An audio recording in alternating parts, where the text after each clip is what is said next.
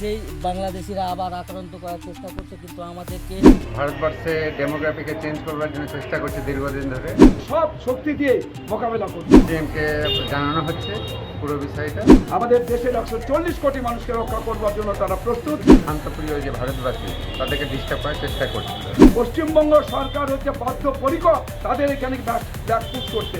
নিজের ধর্মের লোকদেরই তাদের নিজের দেশে ফেরত দিতে চাইছে না। আপনার এখানে আমাদের বাংলাদেশিরা সব অত্যাচার করছে, আবার 5,000 থেকে 7,000-এর উপরে লোক হবে। এই পুরো রাস্তার কানা লোক আছে, এই সামনে দেখতে পাচ্ছেন, আপনি দেখতে পাবেন না হয়তো। এই যে দেখেন, এই দূরে দেখা যাচ্ছে অনেক লোক এখনও আসছে।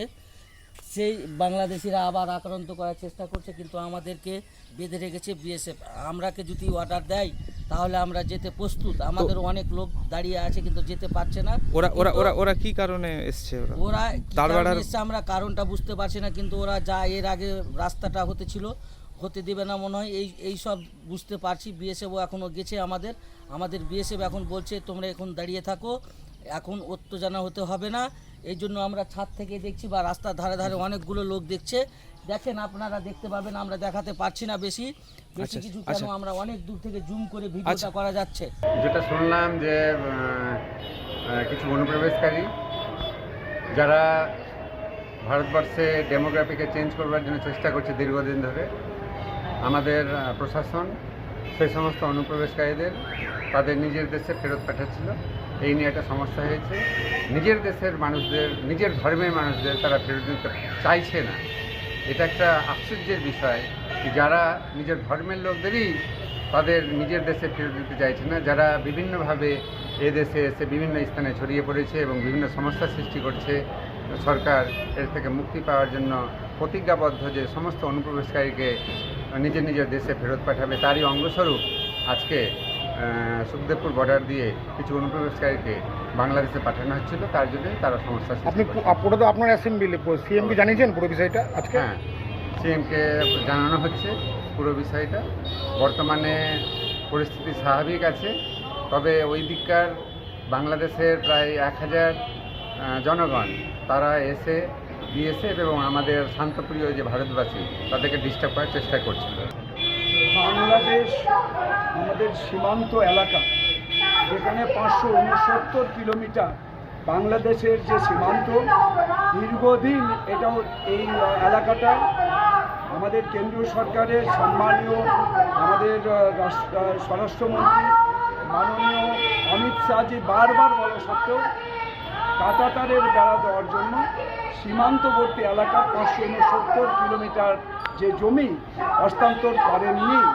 আজ আমাদের রাজ্যে মাননীয় মুখ্যমন্ত্রী সম্মানীয় শুভেন্দু অধিকারী মহাশয়ের নেতৃত্বে যে পশ্চিমবঙ্গ সরকার, এই সরকার প্রথমেই আমাদের পশ্চিমবঙ্গ সহ সারা দেশকে সুরক্ষিত করবার উদ্দেশ্যেই প্রথমেই হচ্ছে যে আমাদের এই 569 কিলোমিটার যে জমি, সেই জমি হস্তান্তর করেছেন, বিএসএফকে দেওয়া হয়েছে। ইতিমধ্যে কাজ শুরু হয়েছে, কিন্তু যেটা আপনারা বলছেন যে ইতিপূর্বেও ওখানে বাংলাদেশের পক্ষ থেকে আপত্তি ছিল সুখদেবপুরে, এবারেও তারা হচ্ছে যে দলবল নিয়ে তারা আপত্তি করছেন। অর্থাৎ তারা গণ্ডগোল পাকানোই হচ্ছে তাদের কাজ।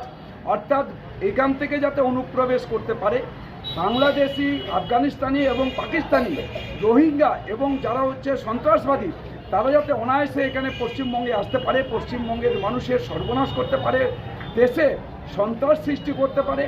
এইটা হচ্ছে সমস্ত জেহাদি যারা আছে, বাংলাদেশি জেহাদি যারা আছে, তারাই এই সমস্ত করছে। অর্থাৎ এই জিহাদিদের সমস্ত রকমের আমাদের পশ্চিমবঙ্গ সরকারের তার হচ্ছে যে সমস্ত রকমের যা এখানে হচ্ছে যে তার শক্তি আছে, সব শক্তি দিয়ে মোকাবেলা করবে।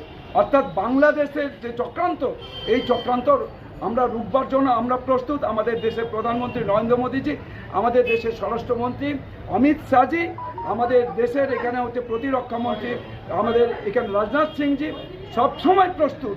তারা আমাদের দেশকে রক্ষা করবার জন্য, আমাদের দেশের 140 কোটি মানুষকে রক্ষা করবার জন্য তারা প্রস্তুত। তার জন্য মোকাবেলা করার জন্য যেভাবে পাকিস্তানকে তাদের শিক্ষা দেওয়া হয়েছে, বাংলাদেশকেও শিক্ষা দেওয়া। বাংলাদেশিরা বাংলাদেশে ফিরবেন বা ফেরানোর ব্যবস্থা হচ্ছে, সেক্ষেত্রে বাধা কেন? এরা বাংলাদেশি যাদেরকে এখানে অনুপ্রবেশ করিয়েছিল বাংলাদেশিরা, তাদের ওরা যখন এখান থেকে ব্যাকপুশ করা হচ্ছে ওরা গ্রহণ করছে না, মানে ওরা এখানে যাতে সন্ত্রাস চালিয়ে যেতে পারে। এখানকার আমার পশ্চিমবঙ্গ সহ আমাদের দেশকে অসুরক্ষিত রাখার জন্য এরাই ছিল তাদের মাধ্যম, তাই তাদেরকে ব্যাকপুশ করতে দিচ্ছে না। পশ্চিমবঙ্গ সরকার হচ্ছে বদ্ধপরিকর তাদের এখানে ব্যাকপুশ করতে। তাই আমাদের সমর্থ দেখছেন যেখানে যেখানে বাংলাদেশি আছে প্রত্যেকটা বাংলাদেশিকে এখানে ব্যাকপুশ করা হবে, কোনো কথা শোনা হবে না, কোনো তাদের হচ্ছে বাধা মানা হবে না। বাংলা হান্টের আরও খবর দেখতে নজর রাখুন। বাংলা খবর মানেই বাংলা হান্ট।